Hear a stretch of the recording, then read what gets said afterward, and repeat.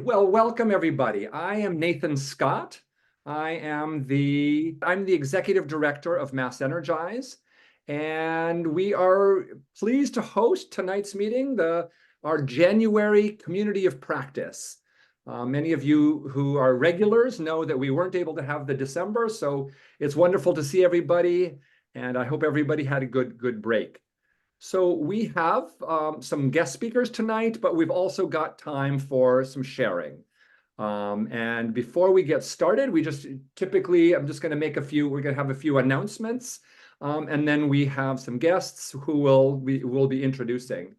And I'm continuing to admit people. This is really nice to have a nice big community of practice meeting tonight. So we're going to start by just letting everybody know, if you haven't already seen the emails, we, as you know, are hosting an annual conference. And we're calling it the Community Climate Leaders Conference in April. And Megan Sullivan, who's on our board, is going to tell you a little bit more about it. Great. And you can hear me. Yes. All right. We've got our conference all set up for April 3rd. We are so excited. We've got a really great agenda. But let's just go back 1 second to the fall when we surveyed this group to ask what it was you were interested in. And the top 3 choices were meet and connect with other grassroots leaders. We're going to be able to achieve that. Learn ideas, tips, and best practices. And we've got that covered. And then improve the quality and impact of your outreach. That was the most important thing people asked for. And I know that we're going to be able to do that for you. So we're really looking forward to the conference. I think it will be really helpful for all of us. We've got 3 really awesome speakers. Anne-Therese Gennari, she's our keynote speaker. She wrote a book called The Climate Optimist Handbook, and she's going to be talking about climate optimism, the role of volunteers, and I think it's going to be a really impactful, uplifting presentation. We've got Dr. Sarah Das, who is an oceanographer at Woods Hole Oceanographic Institution, and she's also a science mom, which is how we came to know her. Science moms are scientists who work on communicating the issues about climate change and helping other moms understand how to why they have to act and how to communicate it. And she's going to help us do the same. So she's got excellent language for messaging. So looking forward to that. And we have Sabrina Shankman from the Boston Globe, who's, if you read the Boston Globe, you know she covers many climate issues, and we're thrilled to have her among our panel moderators. And so we're excited about that. The panel and breakouts, we're getting closer to being able to release what all the details of them, but here's what they look like so far. Lessons from climate campaigns, stories about what's working, what's not. A session for personal and professional development to really help you as a volunteer gain more skills to be more effective as a volunteer in your community. And then another set of breakout sessions on making your organization more effective. So how you can help us at this point, if you have a campaign that you think you ran and was particularly effective, we'd love to hear about that. If you have a particular topic you want to know about, love to hear that, or a leader you'd like to suggest. We are getting kind of in a final of our layout, but I would love to just open it up to this group to get suggestions. Also, at this time, we'd like to involve more people in the planning. We're getting down to kind of the logistics, who's going to make the name tags, who's going to sit at the registration table. If you'd like to help us with those things, we'd love to have your help. We do need volunteers on the day of. We will be sending out a sign-up genius. I hope that some people would love to be a room captain or that sort of thing. And then one other area is that we're trying to get sponsors for our conference. And we have a sponsorship prospectus on the website, but I'm reaching out and asking, maybe you have a neighbor that has a organization that you think might be interested in sponsoring the conference. We would love to help facilitate that. And if you have any ideas, Nathan and I can reach out, or we can help you reach out to them. We have several price points for sponsorship, and it will just help us make the conference even more robust. To date, we have a really nice set of registrations. Many of the people here on the call are already registered, a wide variety. We've got 7 people coming from Newton, 6 people coming from Medfield, several from all other areas. We've got a speaker coming from Delaware. One of our speakers is coming from Long Island. We've got, this shows you the community member registrations, but we have a lot of groups that we call allies who are planning to be there, sustainability managers. So it's really going to be great. And I'd just like to point out to you, if you haven't already registered, the early bird deadline, there's a discounted rate to enroll until January 15th, which is next Monday. So we hope you are as excited about it as we are. And again, reach out if you'd like to be involved. And I'll say one more thing about how you can help us is help us spread the word. Please tell your colleagues, tell your friends, tell the other organizations you work with, because we would love to have as many people there as possible. So please help us kind of spread the love and spread the word about registration options. Even, after next week, the prices are going to go up a little bit, but they're still going to be quite affordable. So yeah, please let your friends and neighbors and colleagues know. Yeah, we've really worked to make it affordable. So yeah, thank you. Great. Okay, well, thank you. One more kind of set of announcements before we get into some of the presentations for this evening. Brad, are you ready to talk a little bit about the Energize Innovation Lab and what is going on in terms of kind of updates on the platform and our other services? I meant to be ready, but I'm sorry that I didn't get home until recently. I didn't prepare that. Brad, do you want to just flip and go a little bit later in the agenda and get yourself organized a little more? I could do that. You want to do that? Why don't we just put you in before the community sharing after ZeroCarbon? Okay. Okay. Well, so thank you, Brad, and yeah, happy to kind of adjust that.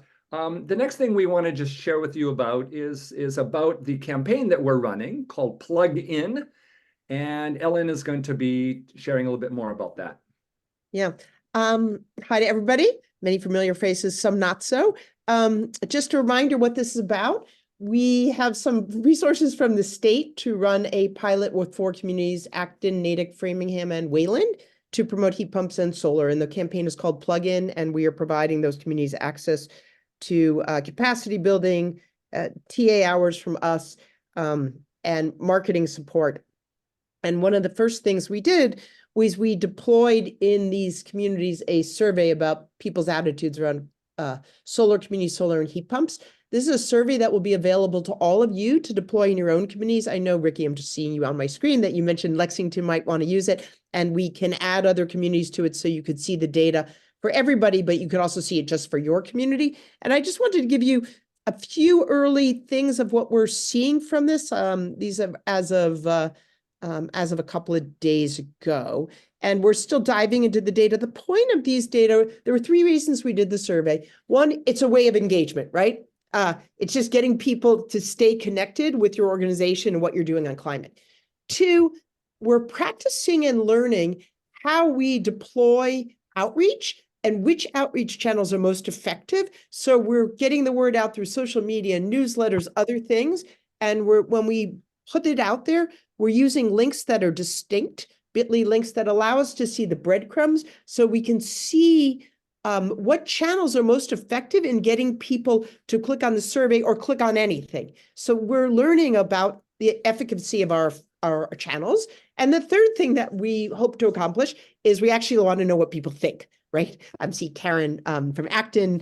So she's heard this, and I think, like Acton's experimenting, like, oh, which of these channels are working? We're always learning in Wayland and always surprised by that. And we've not all, we can all be better at this. So I'm going to share my screen with a couple of results. Just a teaser. If you're interested in using the survey, then reach back out to us and we will assist you in having access to it. Sorry, one of the things that we can do is we can, through our analytics, see what's creating bumps. So you can see bumps here. This is a newsletter Wayland sent out. Wayland got an announcement in an all schools bulletin. These were in December, which is the worst possible time. Natick has a robust sustainability. Jillian, the sustainability manager there, has a very big list, and that got sent out, and that was the bump. Framingham I sent out a newsletter, and you can see kind of a little bump there. So what we are doing with these links, these breadcrumbs, is we're trying to learn which of our outreach channels are working. And these are very early data. And I think not everybody used the correct links. So it's sort of practicing for us. But what you can really see is newsletters are very important, but we're seeing a lot of people click through based on social media. And that has primarily been Facebook posting. Not so much Instagram. No one's used Twitter. And for this survey, Nextdoor wasn't used. I think when we promote heat pumps and solar, a bunch of communities will be using Nextdoor. But it was surprising to some of us, how robust the response relative was from social media compared to our newsletters. We got a very biased sample because our newsletters reach out to the early adopters, and that's who we got. We got 300 total responses in a couple of weeks. And again, it was a terrible time to promote. Some people are still promoting in January. And you can see that we know they're the early responders, early adopters, and they're super greenies because they responded that they're very concerned or extremely concerned. And almost all of them had taken at least one climate action. What's pretty interesting is 40% have solar on the roof and 36% have heat pumps. That's not the norm, as you all know. And half of them have some version of a non-ICE car, although hybrids including in that. And a lot of them home energy audits. And you can see the distribution in the towns. And this has to do with who started their outreach soonest. This isn't a judgment in any way. We get really, really robust data. That's a ton of stuff in there. We just pulled out a few highlights.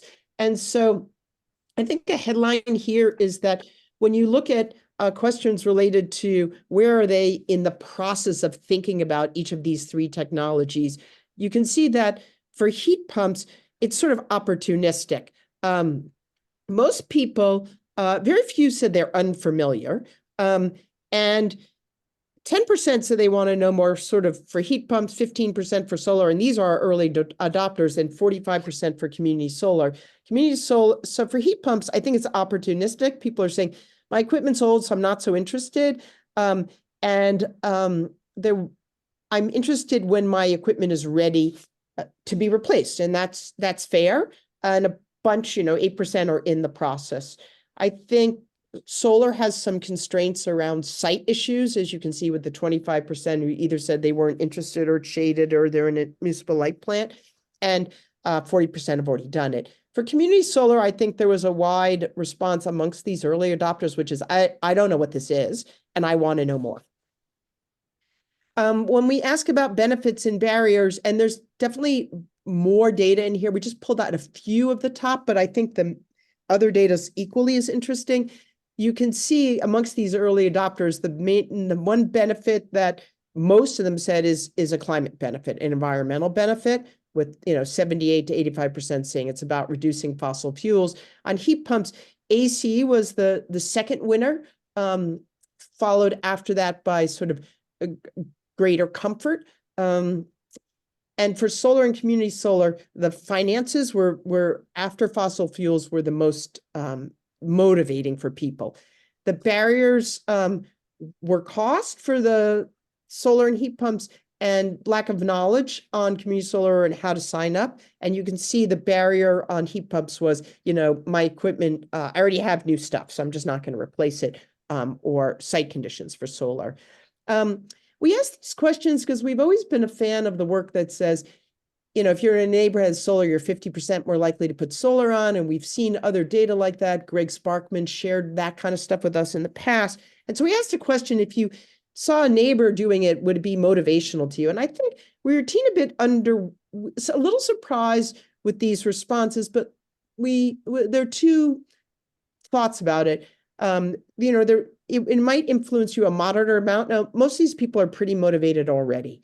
The other thing, as Nathan's pointed out in the past, that the data says you might not say that it would influence you if you saw a neighbor doing it, but in fact it does. So this is stuff we'd like to talk with our consultants about, but it's interesting, and there's a richness to that data set that tells you even more, and people wrote in individual responses that were also quite useful. And this is going to help us shape our marketing messages. So we know we've got to better understand the end user, and we've got to better understand the end user who isn't just the early adopter. So we will be pulling together focus groups of people who are not super greenies to test some marketing messages. So we practiced and we learned about which channels are working. We engaged a bunch of people. We've learned some stuff about benefits and barriers, and we didn't learn much from people outside of the early adopters. So that is what we have to say about the survey. And if other people want to use it, we're happy to provide the links and coach you a little about how to do outreach on it. We have some outreach messages that we can also share. We're to a limited degree, we're focused pretty on these 4 communities, but it is a tool you could take a look at. So reach back out to Nathan and I on that, and we're happy to share it. Yeah, and if just for ease, if you want to write to either Ellen at MassEnergize or Nathan or even info at MassEnergize, you could just send us a note saying you'd like to try using the survey or applying the survey in your community. We're happy to share it and would love to actually have more participants. Okay, well, thank you, Ellen, and I think we're going to move on. And tonight we have some visitors from MIT. And Ellen, I'm going to ask you just to introduce our MIT visitors. As a proud MIT alum, I get to do that. Also from the same department that Siki is in.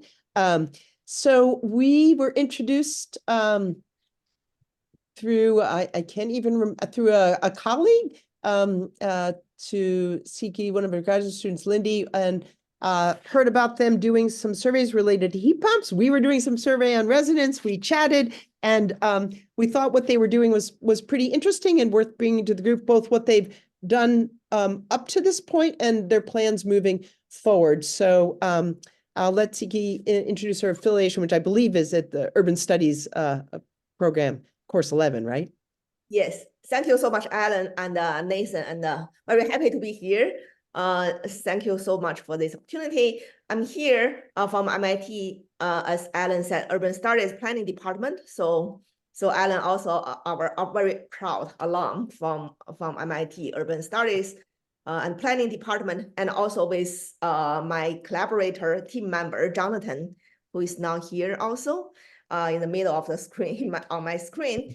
So, and Lindy, another member in our team, she's on her flight to the Netherlands, so she couldn't join us. So we prepared some slides. I'm gonna share my screen right now, and we want to first introduce our research to you, and then later ask for some help from you. So first, we want to show that we have done some work on heat pump, and we all interested in the heat pump.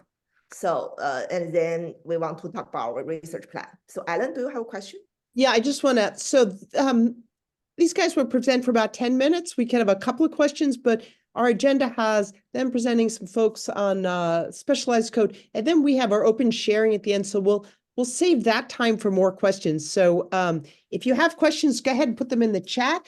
We maybe have time for 1 or 2, and then they'll stay on and can answer questions at that latter part of the agenda. So plenty of chances for questions. Thank you, Alan. So just now I mentioned we are from the MIT Center for Real Estate and the Sustainable Urbanization Lab. So both of them, they are in our department, and I'm Siki, and Jonathan is also here, and Lindy is not here, but she has also contributed a lot.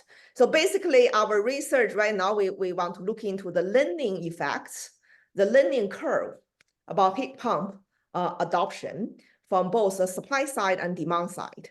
So we started from the supply side. So basically we want to understand how this contractors or installers learning curve, because it's a new technology and is different from the traditional AC, and how they learn by doing in the heat pump installation, and how the cost can reduce over time. And then now we just finished the first draft of the first, and then we move on to the second, which is household decision making, and how the household from the demand side can learn. That's why we reach out to Alan and see how we can work together for the household side to do a survey. So Jonathan will use like 4 to 5 minutes to introduce the what we have done on the supply side contractors learning curve. So Jonathan, please go ahead. Yes. Yeah, so building electrification is a big part of reaching our net zero goals. Buildings themselves represent around 1/3 of emissions, and that can be broken down to residential and commercial. Teacher, can you go to the next slide? And yeah, there you go. And a significant portion of emissions that comes from buildings is through heating and cooling the spaces. The majority of heating here in New England and globally is natural gas and oil heaters. And in order to keep in line with the net zero goals, the International Energy Agency estimates that we will need to increase heat pump adoption globally threefold by 2030. So some barriers to heat pump adoption are the high upfront cost. So it's generally more expensive to install a heat pump than replace your gas or oil heater. There's a low awareness amongst residents on the rebates around heat pumps and the ability of heat pumps to work in their climate zones. And there's a shortage of qualified contractors. So previous HVAC workers are used to working with oil and gas heaters, and this is a different set of skills to work with heat pumps. And demand is increasing, and we really focus in on contractors on this first part of the project. So our central questions around contractors are, how are they differing in their installation practices? Is there a learning curve associated? So is their behavior or installation changing as they gain experience? And along with this, what is the right sizing of a heat pump system for a given home? Our main data source is heat pump rebates. So Massachusetts did a rebate program. And in the process of homeowners filling out that form to apply for that rebate, we get our data on the home and on the system installed. So to our first question on how installers might be behaving differently, we build a model where we account for variables like the size, value of the home, number of bedrooms and bathrooms, and then we compare how the contractors are differing individually in terms of the total cost of installation and the capacity. So here we're seeing the cost relative to the mean, and all of the points in blue are contractors who are differing significantly from the mean. And what this means is that, like, in an ideal case, we would have contractors behaving similar and it'd be a more flat line. But here we're seeing that the majority of them are varying largely from each other, even though we're trying to control for all the relevant characteristics of an installation. Yes, so those contractors who are charging less than average, more than average, and then this is with heating capacity. We see a similar story that even though we are accounting for like the size of the home, these contractors in our data are varying from each other. And our next question follows up is, is this changing with regards to experience? And is it flattening over time? And what we see is that as contractors are gaining experience, as they are learning through installing more and more heat pumps in Massachusetts, they're reducing the size of the systems. So this reduces the cost of the installation, right? Because larger systems lead to higher upfront equipment costs. And our next thing is that we're testing whether or not they were oversizing to begin with and then reducing size, or whether there's some other effect going on. But the big takeaway from this is that for every 1% increase in the number of installations contractor has done, there's a 0.03% reduction in the capacity. So going from like 2 to 8 heat pump installations results in a 9% downsizing of the system. We also tested whether this was happening on the company, individual, or town level. We see that it is strongest for the company levels. That's good news that on the company side, people and contracting companies are learning. And other questions that we can ask is whether there's spillover, so whether the learning passes on between companies or on the town level. But like I said, we need to know whether they are oversized to begin with and then reducing size, or whether they're going in some different direction. And for this, we ask the question of how fast learning is converging to the optimal sizing. And in order to do that, we are doing energy models for these homes to see what the proper energy and heat load of a home, how that matches up to what the installer actually ended up installing. Yeah, and so that is the HVAC load profiles, and over the year, how the actual system installed matches up to the heating needs of the home, and that's how we're evaluating the proper installation of the contractors. Okay, thank you, Jonathan. So just now, Jonathan just presented our working paper from the supply side, basically installers and the contractors of the heat pumps, how they learned when they install more and more heat pumps, then they can try to figure out what's the right size of the heat pump to install. Then we move on to study the homeowner perspective, the household perspective. So here, this is very preliminary compared to Jonathan's part. So, but we try to understand, for example, we know that from the statistics, nationwide, 15% adoption of the heat pumps, but Massachusetts only 7%. But that's reasonable because at first only there's a very warm states in the south. They use heat pump mainly for cooling, but for the very cold weather, cold climate, like the northeast part, so it's still some like more uncertainties. It's a new technology, so the adoption rate is relatively low, but now it's in the catching up. So we want to understand what is driving, what factors are driving households to adopt a heat pump, and what would hold them back. Just now, Alan already showed your survey already provides some like very useful evidence, and we want to look into data and to do some more analysis. And especially we want to look into the peer effects. So because as you see that we got the data from MassEnergize, as just now Jonathan introduced, this about 18,000 households. And we know those installations, who are the installers, who are the households, and some attributes. And then you can see it's very clustered together. It's very local. The contractors, they are local, and the households, they also some clusters. So then this just trigger us to think about the peer effects. And there already are some papers, research papers, they studied the peer effects, how the neighbors, they influence each other.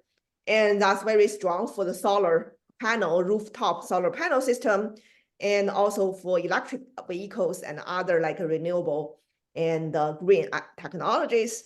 And however, we are not sure, we are curious to understand whether that's also true for heat pumps, because it's very clear that solar panel on the roof is very visible, but for the heat pump is in someone's house, it's not that easy to observe unless you very proactively talk and reach out. So then we want to understand whether there's a peer effect, and how, if yes, how do they work?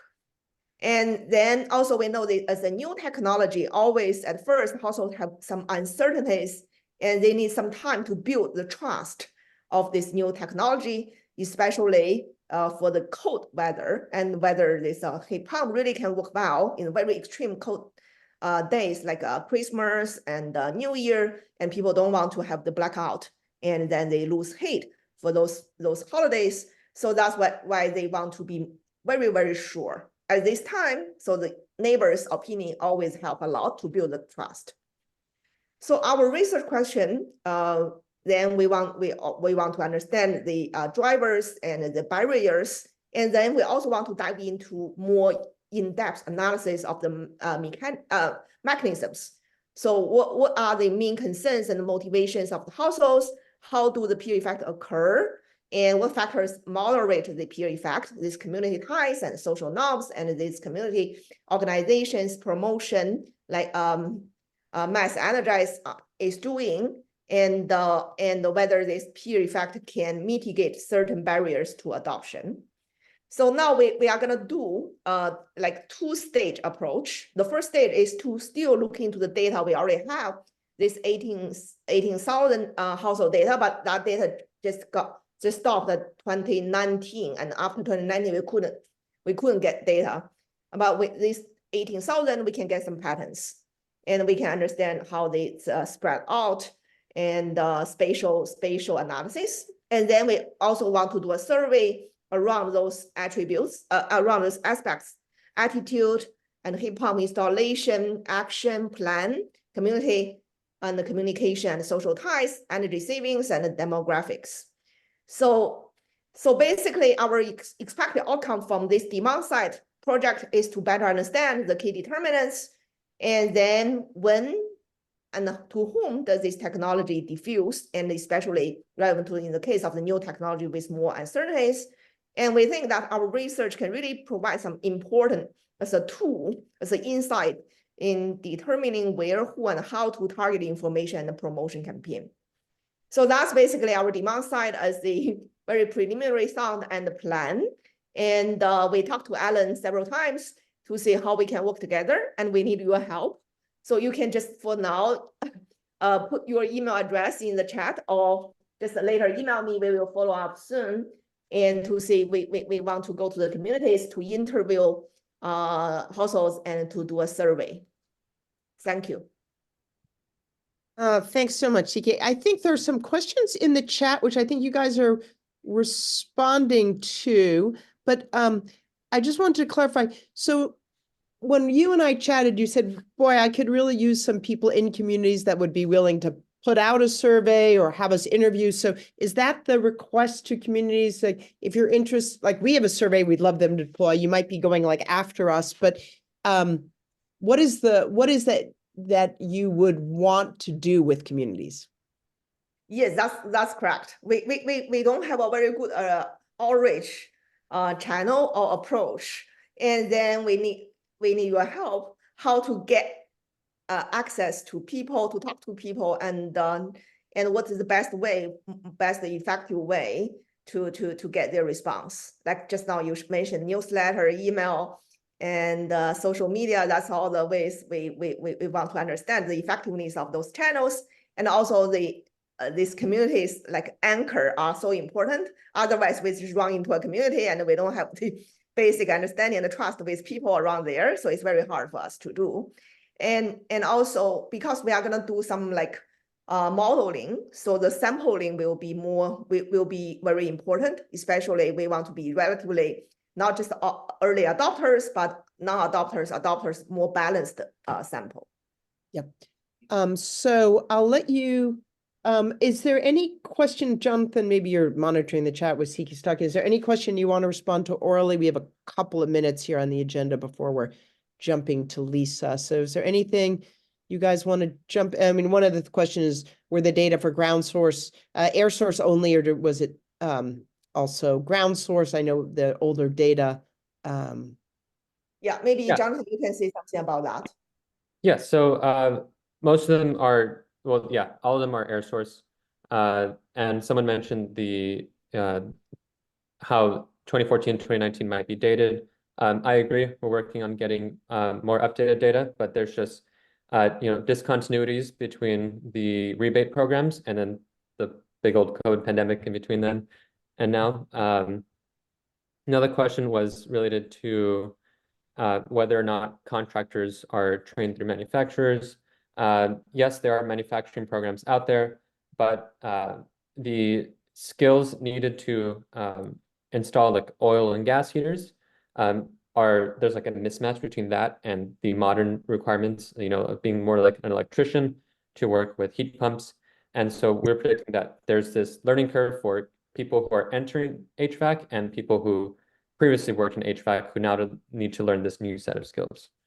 Great. I believe Rick has a quick hand up, and maybe you can, you're an MIT student, so I'm sure you're good at multitasking, which is talking and answering the chat at the same time. But Rick, do you have a succinct question? Yeah, I noticed it looked like there was a big cluster in the Cape, in the lower Cape area. And I'm wondering if a lot of that was air source AC being added, or whether how many of those are actually, replacement central air systems, HVAC. Was there any distinction there? Yes, so yeah, heat pumps can do both. And we do see that when we plot a time series of when people are installing these heat pumps, they do spike in the summer. This could be two reasons, people might want AC in the summer, but also the best time to replace your heater is when it's not winter. This also depends on the rebate program. So MassSave, in order to get that full rebate, you need to fully replace your heating with a heat pump. MassCEC, the majority of them are partial replacements. So people keep their backup heat, but they are installing the heat pump as their main source, and we have an idea of what the total capacity of that heat system is. Any sort of ballpark in terms of, how many are full system CEC versus MassSave? MassSave, so we have a small amount of data for MassSave. I think almost all of them are full replacement. MassCEC, most people are keeping their backup, but it's the amount of heating for that, the size of the heat pump system is essentially to serve the whole home, and they're just keeping their backup for that. Thank you. Okay. And I think this is really helpful. We will stay in touch with Siki and Jonathan and Lindy. There's a bunch of discussion here you can see about the age of your data. So I think everyone's equally frustrated by the lack of access to information from MassSave. I would say we have a shared pain point on that, all of us. Do you anticipate being able to update your stuff with any more recent data, Jonathan and Siki, or are you just moving to the supply side? So actually, that's a very good question. We only have this old data from MassSave because another professor on our team has a relationship with them. But then that professor reached out to them again to ask for data after 2019, but got pushed back. So basically, excuse me, I just, sorry to interrupt you. I just want to, you said the data is from MassSave, but I'm pretty sure the data you're using is from the Massachusetts Clean Energy Center, not MassSave. So those are two different organizations. MassCEC was all of their data was public. It was on their website till about a year ago.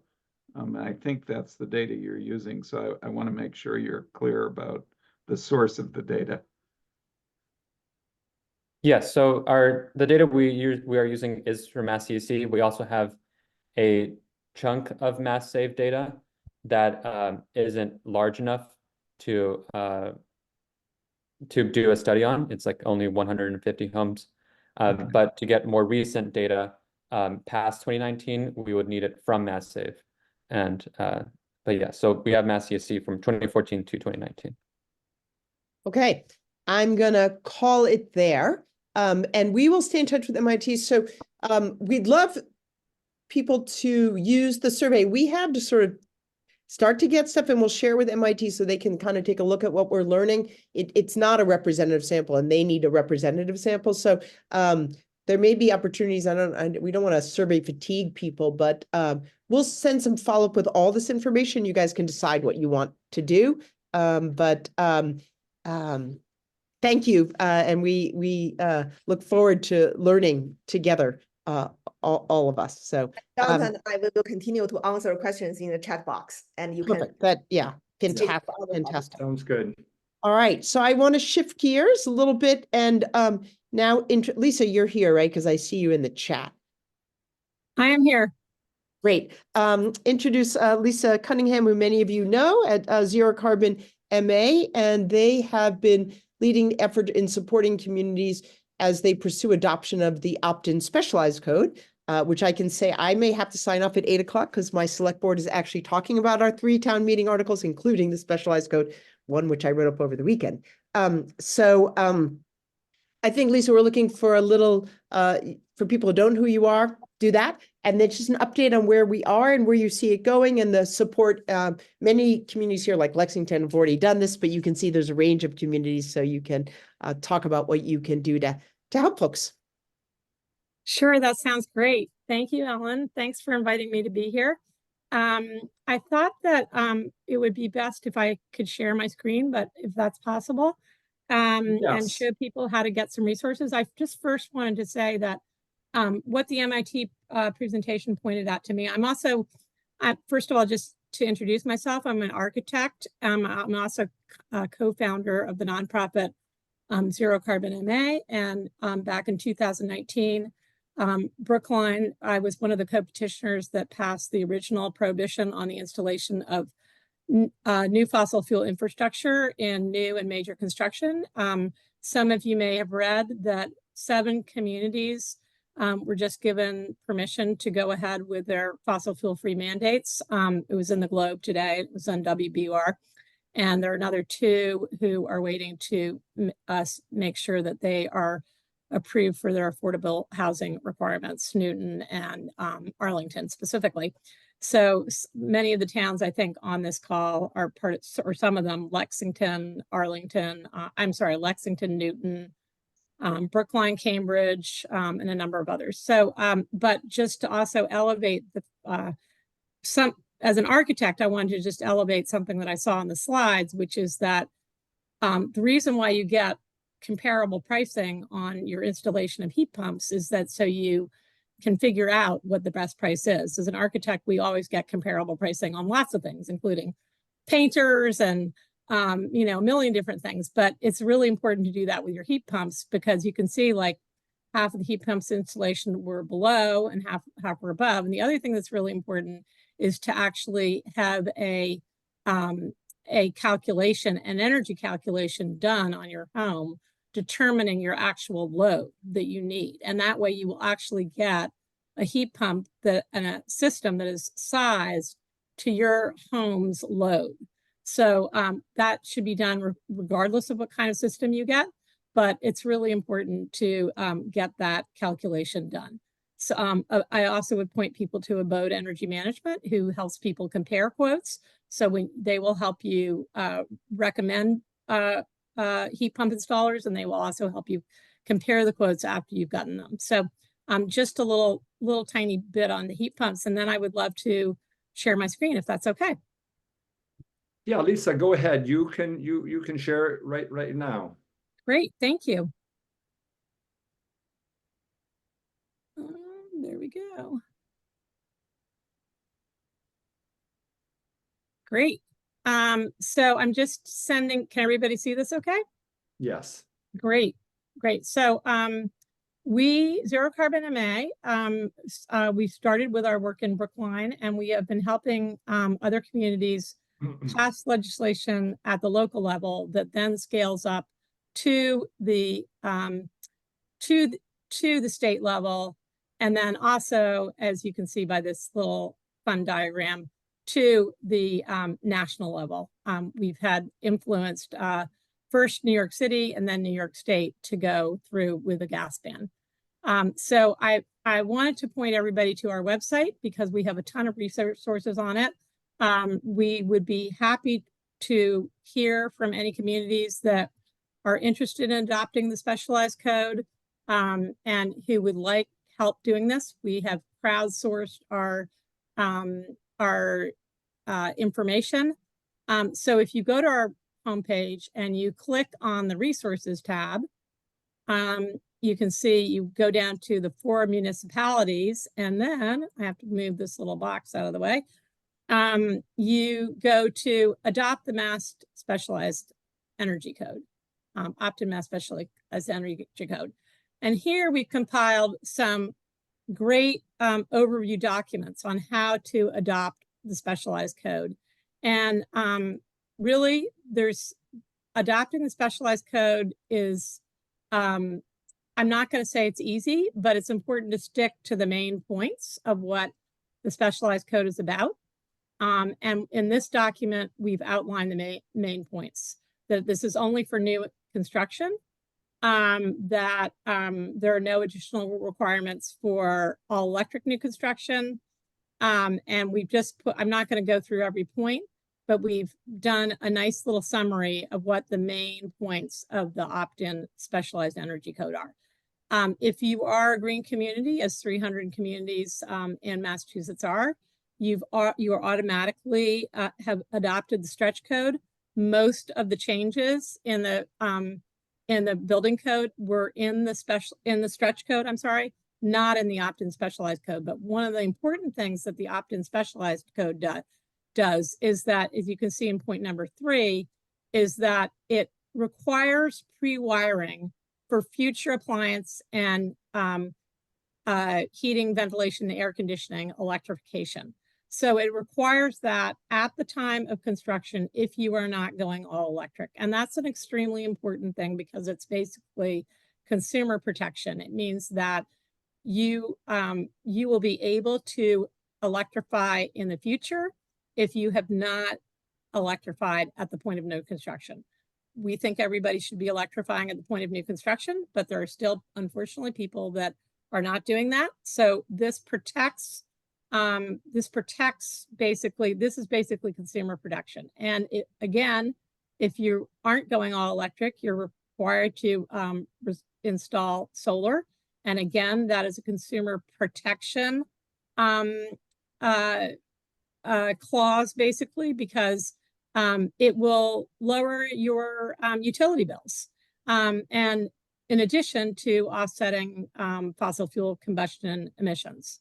And then for homes that are over 4,000 square feet that are not all electric, they must be net zero. So they must install enough solar or other renewables to offset all of their home energy use. And then any new large multifamily housing construction over 12,000 square feet will need to meet passive house standards.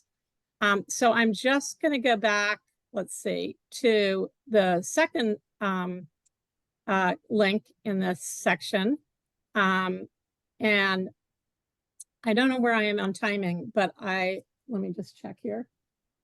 I'm probably pretty much at the end of my time, but what I'll do is I'll start, you guys wanted an update. And so here is the update, the really fantastic update. The opt-in specialized code was made available in late December of 2023. Watertown and Brookline were the first two municipalities to pass it. And then we've had a huge wave of communities throughout the state pass this opt-in specialized code. We are now at 31 communities, all listed here in the order by which they listed it, who have adopted this legislation. And that represents over 25.5% of the state's population, but far more in terms of building activity, because you can see just looking down the list, we've got Cambridge, Somerville, Newton, we've got Boston, a biggie at 10% of the state's population. So we've got some major centers of building activity. So then just to go through the rest of this deck, this just sort of shows the various tiers. There are 51 communities that are still just on the base code. There are 300 communities that are on the updated stretch code, and there are now 31 communities that are opted into the specialized code. These two handy tables show you what the differences are between the stretch and the specialized codes, and those are highlighted in red. So that's really great to focus on, because that will just shows you there are very few differences between the stretch and the specialized code. The specialized code is only for new construction, and these red little areas are what you have to focus on when you take this to your town meeting or your city council. And then there are just some building code definitions and important dates here. So 4 communities have already actually more, sorry, 4 communities as of July were on the specialized code. That was Watertown, Brookline, Cambridge, and Somerville. And a number more as of January 1st are now under the opt-in specialized code. I'm going to stop my sharing and happy to take any questions. And happy to have I can put my email address in the chat, and anybody who would like to contact me from any community and would like help take this forward or other legislation in their community, please contact me and we would love to help you. put your email in the chat. We will also include it in our follow-up email, Lisa, which I think could also be helpful. Why don't we Great. take 2 questions? Linda, I don't see any in the chat, but Linda, and I don't know, Rick, if that's a legacy hand or a new hand. So we'll go with Linda first. Newburyport. Okay. Can you hear me now? Yes. Yes. It was a question about the heat pumps. I mean, about the specialized opt-in code. Should I just save it and do it by email?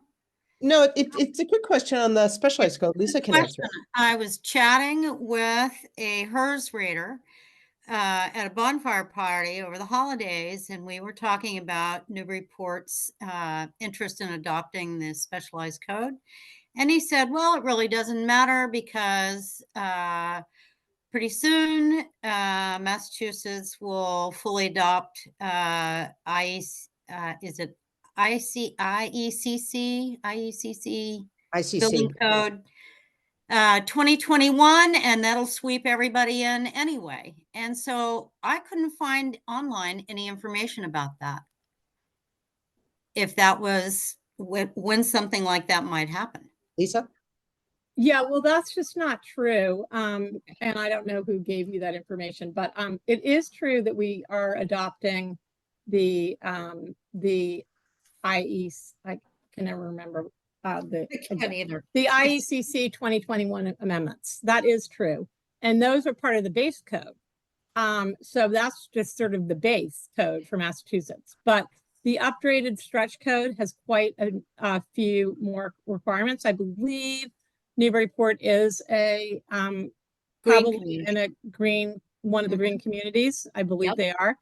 But again, what the specialized code does is it requires these small things, which are actually very important in consumer protection. So it requires pre-wiring for eventual electrification. That costs practically nothing in the cost of new construction, but it's extremely difficult to go back and pre-wire. It's expensive. It's disruptive. So it's important to have pre-wiring in place for eventual electrification if you don't go all electric from the get-go. And then again, it's also important to install solar at the beginning when you're building new construction, because again, that's consumer protection, because you are reducing your utility bills by installing solar. Again, incremental cost when you're doing new construction, but lots of gain in terms of reducing your utility bills and also reducing your emissions. And All then right, I'm going to call it there. Yeah, fine. Thank you, Lisa. And I just will say, you know, personal experience where, as I say, I'm multitasking. I'm on with our select board as we were discussing these articles that we hope Wayland will be, you know, you'll get to 40 or 45 by June with all those Springtown meetings. So we do have, thanks for that queue, Ellen. We do have quite a few communities in the queue for this spring and then later on this year. So yeah, we're hoping that the snowball is going to continue. It's really so neat. email Lisa. They also have a listserv, although you get a lot of emails, so you can decide to put that on a different pattern. But very helpful and a lot of great resources on the website. So I want to thank you for that. And Lisa, you're welcome to stay on. You're welcome to blop off whatever you want to do. So we're up to the part of the agenda where we talk about sort of what's going on in communities. I know Ricky has an announcement to make, but before we do that, I think Brad has now been able to take a breath having gotten home. So Brad, do you want to just share with us what the nudges are, what that technology offers us, and you want to mention something about the innovation lab? Yeah. Hi, hello everybody. What Ellen just mentioned about the Innovation Lab is a big change that we're making, and you might have read about it in a newsletter. I hope you did. We have been working with contractors on our software, and some of us here and interns, and we kind of helped get started a company in Accra, Ghana, which is the home of our original software engineer, Sam, who you may have met at a previous meeting. And this is very exciting because now they hired a manager to manage all that development. as well as quality control. And so we're changing the way we do things with software, and I'm very excited about that because it's allowed us to kind of step back and work on, what do our users need? And we're a little bit in the middle of that transition as the Energize Innovation Lab in Ghana has been working on the campaigns software that you will see soon. Now, I just want to update you on what we've been doing recently at the end of last year. I'm going to share a screen, and I'll just show you. So some of the effort we put in last year was on the events pages and sharing events and nudging about events. And not all of the communities use the events page, but we've improved it recently in a couple of ways. People often say, can you help us publicize an event? Can you post this event on your sites? And what you're seeing here is, I think you see my screen here that has the Cooler Concord events page. And there's a new button here called Add Event. So anybody who wants to post an event on your site, they can do that. And we're encouraging people to post events on an Energize Massachusetts site. So for example, Green Energy Consumers Alliance, we can post their events. And when an event is posted to one of our sites and approved, it can be shared with your communities, as you know. So I'm sharing here an event from LexCan for tomorrow, I think it is. It's shared. And some other events, some of them are shared, some of them were posted in my community. And some of the things we added are the ability to just add them to your calendar, be a Google Calendar or a regular calendar. So I think we've improved this, and I've talked to a few of the community leaders about adopting this, about starting to use the events page if you're not already using it. Now, one of the good things now, if an event gets posted, and this part, the add event functionality we have enabled for most of the community sites, I believe. So you should be seeing that now. And you may get an email from some user that says, oh, can you post this event? Maybe the library or something. They're posting events on our site. When an event gets posted on your site, if this nudge, this automated email is enabled, your users will get an email that looks like this. I hope you can see this big enough, but this one basically says, dear Brad, check out these upcoming events. And they'll get your users would get an email maybe once, at most once a week, unless they actually go in and say, I want it even more often. So this event I got that tells me about the LexCan community event. I can just click on that.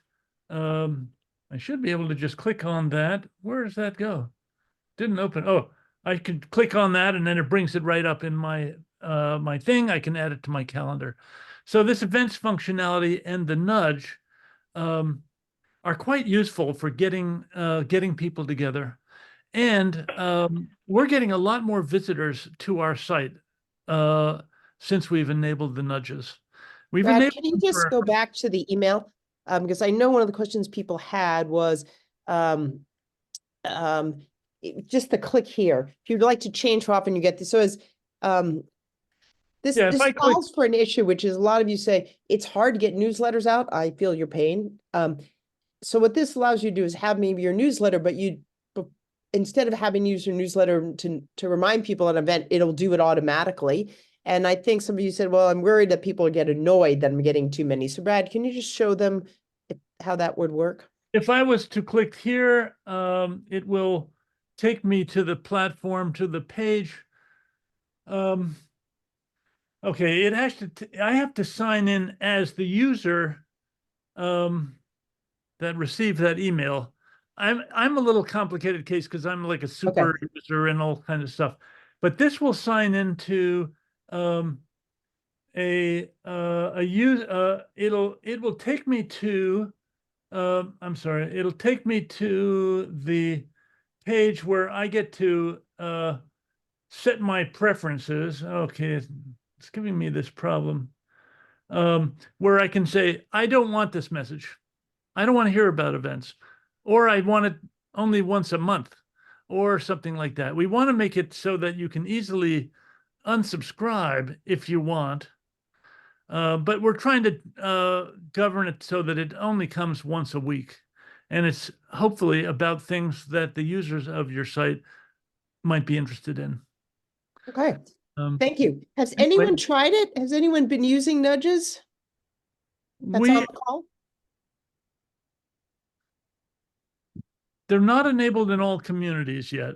And that's something that Amy and I have been talking about is rolling out more broadly into all the communities. Well, I think the question is, if you'd like to try this out, we started with a couple of communities just to see how it went, and we're ready to take the next batch. I would say we have tried it in Wayland, and it's a real time saver for me, right? I don't have to get another newsletter out just to promote an event that's going on next week. It just happens automatically. I think the only challenge is when you share a bunch of events, then people get the notice about all of them, and not all of them would I want to necessarily nudge about. So questions on this? Debbie has her hand up. Hi, thanks. I'm wondering if every event gets nudged once you enable this, or if we as the administrators can selectively nudge certain events. For now, it's just every event that you post, we assume your users might be interested in. So it will be included. If you posted like 20 events, it'll actually show you the first 5 and then say, if you want to find out more, visit the events page. Okay, so it'll have 5. I think it was 5. Okay, thank you. Great. This is Marissa? Yeah, hi. How does it handle reoccurring events? So if we've got something that's every first Thursday of the month, on our calendar, would it nudge every time, or just when I first put that on there for the calendar? I'm going to check that. I think it does it just the first time, but I'm not 100% sure. I'm going to check So that. can you just put your email in the chat here, and Brad will get back to you. And then in our follow-up email to everybody, we can also answer this question, Brad. Maybe let's just say we got a question. All right, I want to jump us to sharing. Anyway, it's a really cool thing. I think people should give it a shot because it's a big time saver. So onto community sharing. And I know, Ricky, you asked for some time, and then we could just do some round robining here. Okay, thanks. One, Brad, I'm so happy to see that you had our event on there, because one of the reasons we wanted to make sure to bring this up is because we don't have events on our MassEnergize page. Our events are only on our page, but there are times we want people in MassEnergize to know about an event. So we can talk about that offline on how to make sure that happens.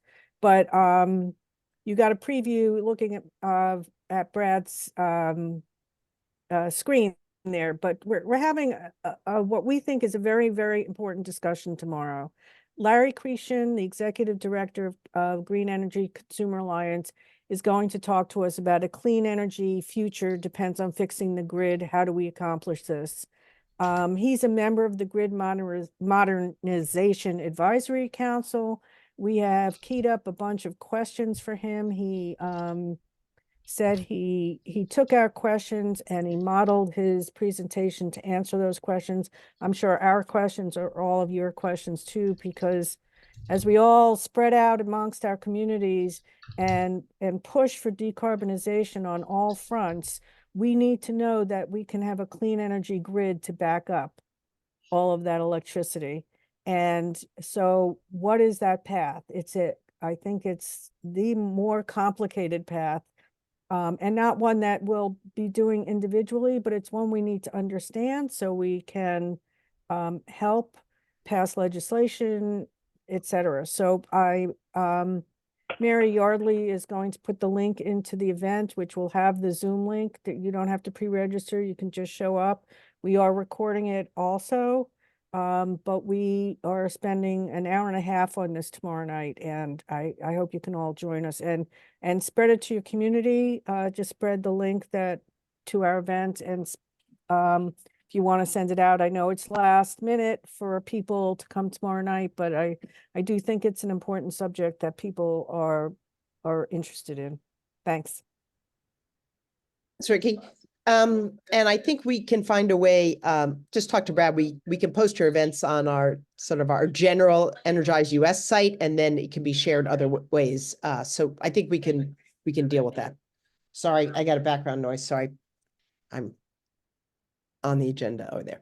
Other just hands up, or other people want to, we've got a good 10 minutes here, or other things people want to share about things going on they want others to know about, or something you need help with. I think our next monthly call, we're gonna Nathan can talk about the group that's coming, and we'll have more time for sharing. This was a sort of heavy on the presentation. So Alex, I think you want help. Just wanted to share some of the things that Sustainable Milton is hoping to get done this year, and sort of invite connections with anybody who's done it or is trying to do the same things this year. So actually, this is all very timely, because tomorrow evening we'll be asking our select board to put an article on the May town meeting warrant to adopt the specialized opt-in code. So wish us luck, and we'll see how that request goes. And I think tonight's content was very helpful for that. I think we're also planning on spinning up an influence campaign to convince the town to hire a sustainability director. And Ricky, thank you for your advice on that earlier last year. And we will also continue to sort of beat the drum for people to sign up for our 100% clean energy tier in our CEA program. We've been advocating for that for the last year, and had kind of limited results. I think we went from 50 to 100, which is double, but I think there are 6,000 more homes that we'd like to get that message to. So anybody who's figured out how to get traction talking about renewable energy credits to the general public, reach out and teach us something. So that's probably enough for now. Oh, thanks, Alex. People can put thoughts in the chat. I know Lincoln's probably had the highest success rate, I think maybe 10%, or sort of 8 or 10% opting up to 100%. So you can reach out to Lincoln and how they did. Karen has her hand up. Yeah, we one of the things that Acton is working on is trying to talk to people about resilience in their households, indoors and outdoors. And we've got some really good leads on the outdoor part of it, but I just wonder if any of you all have had speakers talking about sort of inside the home, and like how to build in resilience in terms of like basement flooding, and like someone this summer had in one of the storms, they didn't have their outdoor condensers on the special electrical plugs with the surge protectors, and it blew out their condenser apparently. I mean, does anybody, if you guys have any suggestions about speakers who can deal with that sort of physical house kind of stuff in terms of resilience, your suggestions would be much appreciated. Thanks. Thanks, Karen. If people could put suggestions in the chat, it's an interesting question. So Rick has their hand up. Yes, thanks. I'm from Natick, by the way. I just wondered if you had any list yet developed for viable community solar providers in Massachusetts. Yeah. So, yeah. Joe, do you have more of the question? Because I think I have an answer, but maybe I cut you off. Well, yeah, no, I mean, I think they need to be vetted. That's my point, because I've had dealings with one that's a Texas oil and gas company, and the way they do business is not at all the way that it's described in the good blog that you wrote. And it's frankly, not very environmentally friendly, nor consumer friendly, borderline fraudulent. So I don't want other people to have to get into that. Yeah. So appreciated your email on that, Rick, and feedback. It sounds like it was a not good experience for you in a lot of ways that you detailed. I will say MassEnergize has just put out an RFP. So there are two ways that two responses to that. EnergySage has a site that lists community solar organizations, and it's mostly about whether there's capacity in their projects, and they say they do some vetting of those organizations. So I'd be curious if the one that you used is on their site, and if they are, you need to give them feedback. They are? No, look, it's EnergySage. EnergySage. They're really a marketplace that shows you all the community solar providers as well as solar providers, and you can get a sense of whether they have space in their projects and whether they're handling income eligible households. And they say they do some vetting on them. So I would encourage you to look there. And again, if you had a not good experience with someone that's listed, they want to hear that.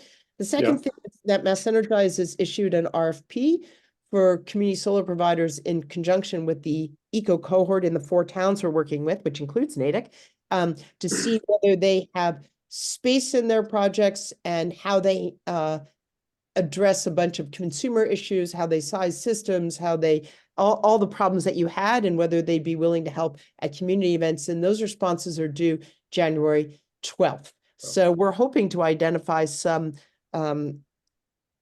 companies that have capacity and that have good procedures in place around consumer protection, and representatives from the 4 towns will be helping us look at those responses, Rick. And we'll know more at the end of January. Thank you. And you don't know if there's any legislation about alternative energy providers in the state pending. There was in committee from Representative Moran. Someone else is probably better equipped to answer that than me. Okay. Anybody Thank else? you. And I saw one other hand up. No. Yeah, It was Mike. Oh, Mike, yeah. So I'm not sure how many of you all are active on the Slack channel or the Slack instance that we have. So I've been talking with Brad about this arcane topic of CRM, customer relation management. And we're about to launch that. This is, I should say, I'm Mike Roy for your friend from up north in Vermont. And we are starting an energy coaching program, and we're very interested in learning from others that may have started an energy coaching program and have grappled with how to keep track of all of the conversations that ensue when you put out a shingle and say, come talk to us about energy. So anyway, there's a new channel on the Slack instance around CRM and energy coaching. So if anybody wants to dive into that, please do. I suspect Steve Bright, who is jointly with MassEnergize and the Heat Smart Alliance, has been using CRMs with Heat Smart Alliance. Steve, is there anything succinct you want to say about that? Well, I've had pretty good experience with HubSpot, at least for the Heat Smart Alliance, and it's relatively inexpensive. But we have not yet set it up to track coaching engagements.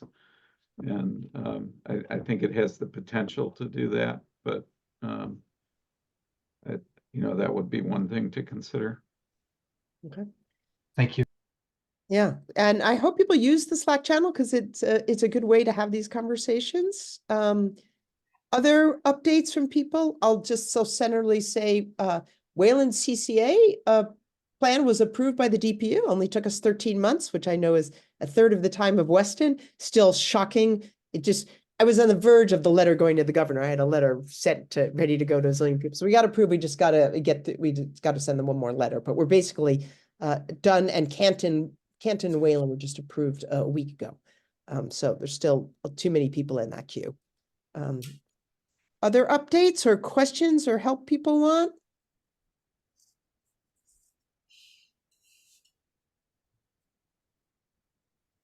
I'm not looking at the chat too effectively here. Okay. All right. We would love people to also try our survey, so we'll send that out, and we're happy to talk one-on-one with people about that and how to use it. And we're happy to share the more robust study, which we'll definitely share with MIT. So next meeting, Nathan, do you want to talk about the folks you had planned to invite for next month? Sure, sure.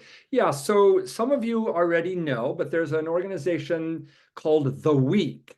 And basically what The Week does is in the course of 1 week, they encourage people to see several videos and have climate conversations. And the videos are really targeted or are designed to kind of take you on a journey.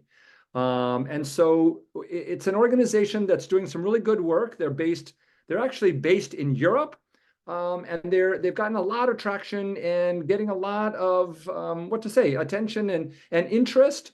And they're also doing work here in the United States. And we are going to have somebody from The Week coming just to talk about what their approach is, and really what it's intended to do is really to start climate conversations, but in a way that really leads to action.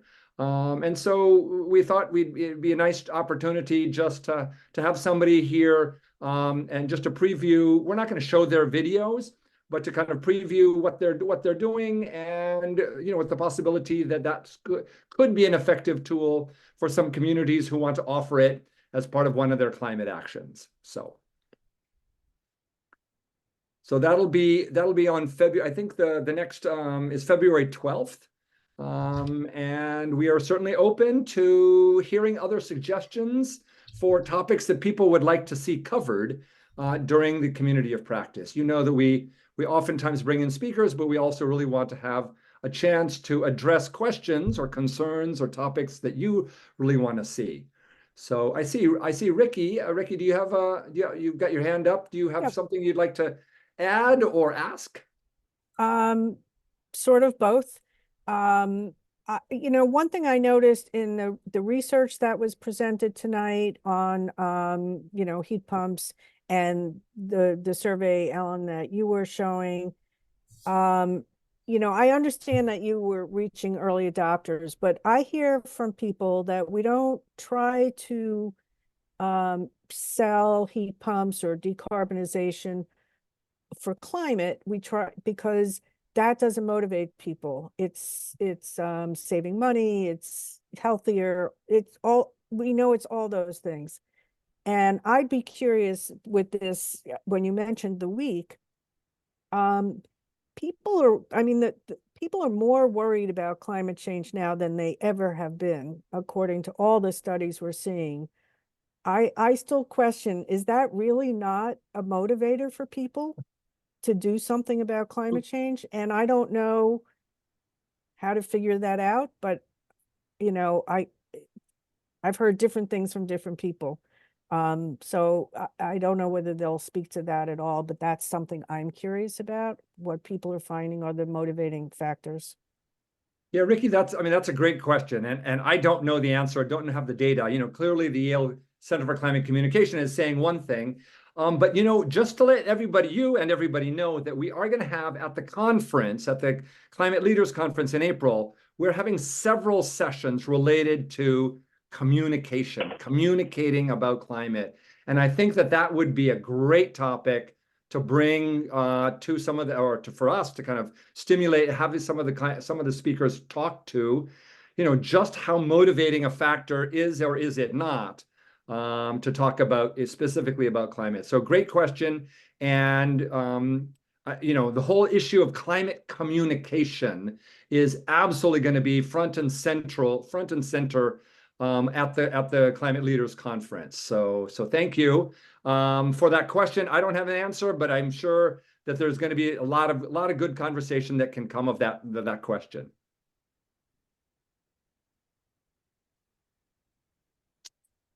Karen has their hand up. I wonder if we could do a session at some point on community solar. I especially like to understand why there isn't more community solar. I know Acton has a request in, but it's just been sitting in the DOER or someplace in state government for a few years now. And I also heard a report on National Public Radio this weekend that there's a lot of opposition apparently to community solar, to solar farms.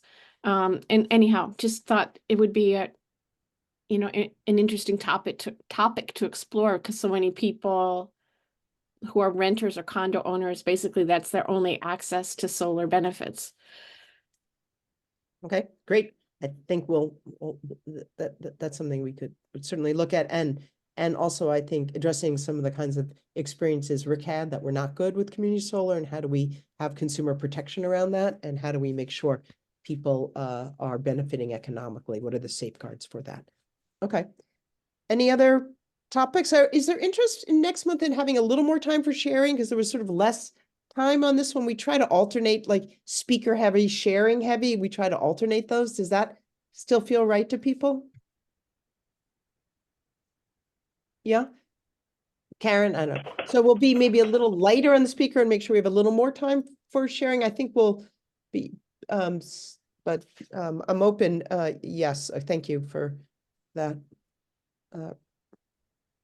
Okay.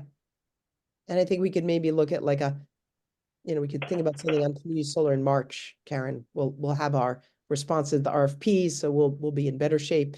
And I think Nathan will have some other things, right, say about community solar by March. So great. Any other parting thoughts from people? It's clearly cold in Vermont. Mike's wearing his hat in his house, so I don't know what to say about that. He's got a heat pump that doesn't have a good coefficient of performance at a low temp, Steve. That's what I'm saying. Or he doesn't have enough insulation. All of the above.